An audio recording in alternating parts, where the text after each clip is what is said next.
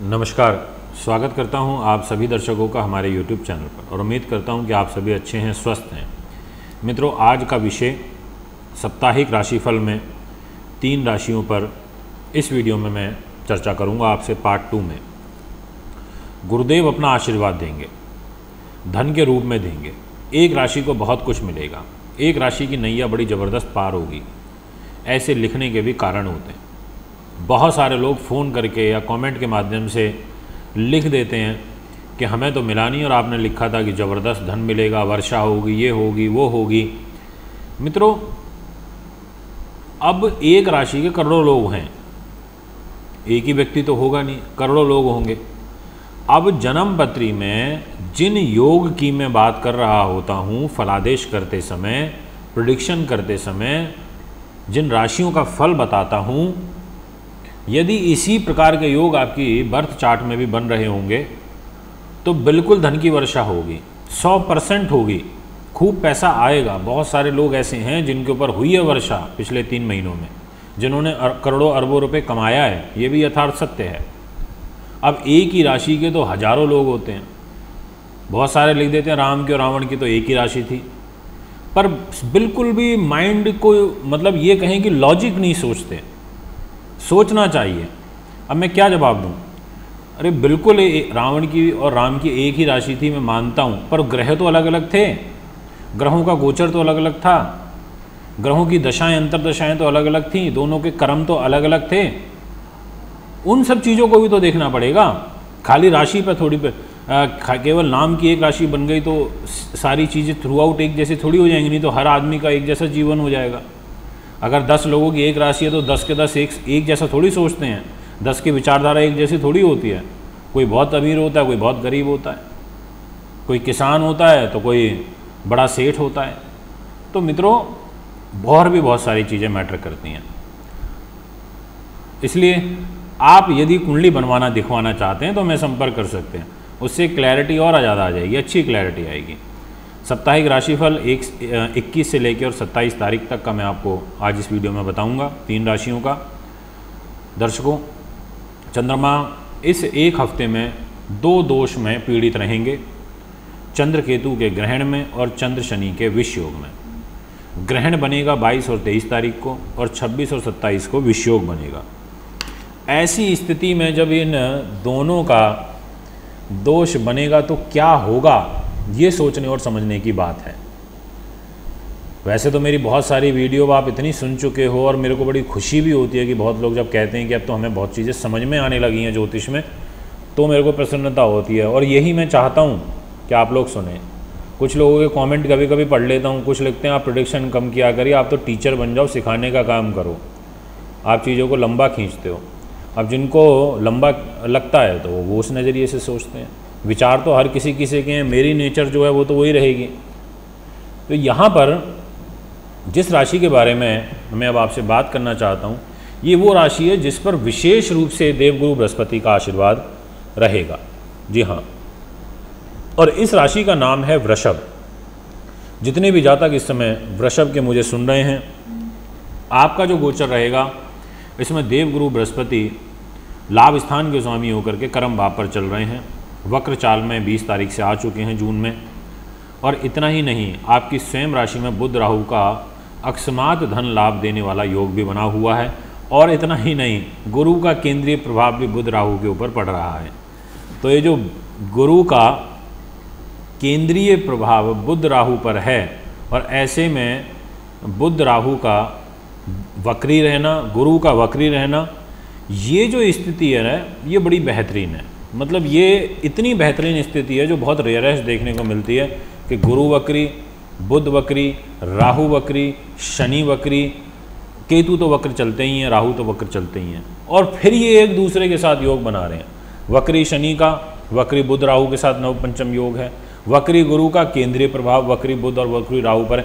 तो आप एक वो राशि हैं जिसके बंद किस्मत के जो दरवाजे हैं वो पूर्ण रूप से आगे आने वाले समय में भी खुलते रहेंगे, और अभी इस सप्ताह में भी आपके कुछ काम बनेंगे। अब उसका एक और रीज़न समझा देता हूँ। आपके लिए क्या परिवर्तन होगा कि धन के घर में सूर्य और शुक्र बैठे हैं। अब यहाँ पर शुक्र अलग हो जाएंगे 22 जून को, और मंगल के साथ में आ जाएंगे तीसरे भाव पर। तो सिंगर्स के लिए, राइटर्स के लिए, सेना, पुलिस, साहस से संबंधित लोगों के लिए, cosmetic, goods, restaurant, food industry के लिए समय अच्छा रहेगा। सूर्य जो सेकंड हाउस में फिर अकेले रह जाएंगे, इसका बेनिफिट मिलेगा ज़बरदस्त, क्योंकि सुख साधनों के स्वामी हो के धन में है, प्रॉपर्टी से गेन मिल जाएगा और प्रॉपर्टी में कोई ऊंचा सौदा हो जाना बड़े स्तर का, ऐसा एक योग यहाँ पर बनता हुआ नजर आ रहा है। और फिर सूर्य और गुरु का भी नवपंचम राजयोग है। तो मित्रों, इतने राजयोग बनना अपने आप में बहुत बड़ी बात हो जाती है। मैं तो जब से ज्योतिष का काम कर रहा हूँ, अब मैंने कभी ध्यान ना दिया हो तो बात अलग है, पर अब जो मैंने ध्यान दिया है तो इतने नवपंचम राजयोग तो पहले नहीं बने, बहुत बड़ी बात हो जाती है। तो यहाँ वृष वालों के लिए निश्चित तौर पर ये जो पूरा वीक है काफ़ी अच्छा रहेगा। मित्रों, विषय को आगे बढ़ाते हैं, और विषय को आगे बढ़ाते हुए ये कहना चाहूँगा कि 22 और 23 तारीख को आपको सावधान रहना है अपने दाम्पत्य जीवन को लेकर के, क्योंकि दाम्पत्य जीवन में ग्रहण लगेगा। तो छोटी बातों पर मनमुटाव, इमोशनल और भावुक होकर के कोई गलत बात मन से निकल जाना या बोल देना अपने साथी को, या लव पार्टनर को बोल देना, या व्यापारिक पार्टनर को बोल देना, ऐसी एक स्थिति यहाँ पर बनेगी। और इसके अलावा जो अंतिम दिन हैं 26 और 27 के, उसमें विष योग भाग्य स्थान पर बनेगा। तो नौकरी का फेरबदल या नौकरी से संबंधित कोई ट्रांसफ़र की एप्लीकेशन, कोई प्रमोशन की, या डिपार्टमेंट चेंज करने की, या किसी भी रूप में इन 2 दिनों में फिर मत करिएगा, क्योंकि इन 2 दिनों में ऐसा होगा कि आपका कॉन्फिडेंस कम होगा, और कॉन्फिडेंस कम होने के कारण आप सामने वाले व्यक्ति से ज़्यादा कन्विंस हो जाएंगे और अपना डिसीजन नहीं कर पाएंगे। तो ये लास्ट के 26-27 2 दिन हैं, इनमें आपको थोड़ा ध्यान रखते हुए कार्य यहाँ पर करना चाहिए। ये मैं आपसे विशेष रूप से वृष वालों से कहना चाहता हूँ, जितने भी दर्शक इस समय मुझे सुन रहे हैं। मित्रों, अब इसका ओवरऑल अगर मूल्यांकन करूँ सप्ताह का, तो फाइनेंस के लिए बहुत अच्छा है, कैरियर के लिए बहुत अच्छा है, पर स्वास्थ्य के लिए अच्छा नहीं है, निजी जीवन के लिए अच्छा नहीं है, और जॉब में जो सावधानियां बरतनी है वो मैंने आपको बता दी। मित्रों, अब आपसे बात करते हैं नेक्स्ट राशि, और वो जो राशि रहेगी कर्क। तो जितने भी जातक इस समय मुझे कर्क के सुन रहे हैं, आपसे मैं ये कहना चाहता हूँ कि ग्रह गोचर आपके लिए इस वीक में फ्लैक्चुएशन भरे रहेंगे। सबसे मेन चीज़ कि आपकी जन्म पत्रिका के अनुसार राशि से धन भाव के स्वामी खर्च के घर में बैठे हैं, तो ये खर्चों की अधिकता यहाँ पर इस वीक में देखने को मिलेगी, ये मैं कहूँगा। दूसरी चीज़, दिनांक 22 जून से आपकी राशि में मंगल और शुक्र की युति बनेगी। ऐसे में आप रोमांस प्रिय हो जाएंगे, आपको लाइजनिंग से अपने व्यक्तित्व से पैसा मिलेगा, एक ऐसा योग जरूर बनेगा। फिल्म और शुक्र से रिलेटेड लोग accounts, construction, liquor, hotel line, ऐसी फिल्म लाइन से संबंधित, फैशन डिज़ाइनिंग, फैशन से संबंधित, कॉस्मेटिक आइटम, लेडीज से रिलेटेड जो लोग कपड़े बनाते हैं गारमेंट्स का, उनके लिए तो अच्छा रहेगा। परंतु फिर भी आपको थोड़ा ध्यान रखना पड़ेगा, क्योंकि आपके शरीर पर मंगल शुक्र का योग बनेगा और ये कामुकता को बढ़ाता है। ये मंगल शुक्र के योग में वासना इंसान में बढ़ती है। तो ऐसी स्थिति में आपको योजनाबद्ध तरीके से आगे की प्लानिंग बनानी चाहिए। दूसरी चीज़, अब बात करें प्रॉफिट की, तो जो रूटीन में आपके काम चल रहे हैं, पहले से ऑलरेडी चलते हुए आ रहे हैं, बुध राहु लाभ में बैठे हैं, तो रूटीन वर्क में प्रॉफिट आपको आता रहेगा, ये मैं आपसे यहाँ कहना चाहता हूँ। इसके अलावा दाम्पत्य जीवन को लेकर के कुछ मन मुटाव की स्थिति बनेगी। यदि आपका कहीं किसी प्रकार का कोई अफेयर वगैरह ऐसा कुछ चल रहा है तो थोड़ा सा सावधानी बरतें। आपके मन पर, आपकी बुद्धि पर, आपकी राशि के स्वामी यानी कि चंद्रमा केतु के साथ ग्रहण में आ जाएंगे 22-23 तारीख में। बुद्धि पर विद्यार्थियों का कंसंट्रेशन डिस्टर्ब होगा। आपको जो आपका कंसंट्रेशन या जो रिसर्च आप कर रहे हैं वो पूरी नहीं हो पाएगी, उसमें आपको तनाव होगा। इस प्रकार का गोचर बनेगा। दिनांक 24 और 25 तारीख में आपको स्वास्थ्य के प्रति सावधानी बरतनी है। गुप्त शत्रुओं से सावधान रहना है, वो आपको ठेस पहुंचाने की कोशिश करेंगे। और जो अंतिम दिन रहेंगे उसमें चंद्र शनि का विषयोग बनेगा 7वें भाव पर। तो एक तरीके से मंगल शुक्र एक तरफ होंगे और दूसरी तरफ होंगे चंद्र शनि। और एक दूसरे को समसप्तक में देख रहे होंगे। तो ये भी कोई बहुत ज़्यादा बेनिफिशियल नहीं है। यहाँ भी एक स्थिति तनाव की बनती है, तो ये मैं आपसे कहूँगा। तो कुछ इस प्रकार का ये वीक मुझे आपका दिखाई दे रहा है, जो मैंने अभी आपसे चर्चा करी। मित्रों, अब एक और राशि के बारे में आपसे बात करेंगे और आपको बताएंगे कि उस राशि की जो स्थिति है वो कैसी रहेगी। राशि का नाम है, बाद में बताऊंगा।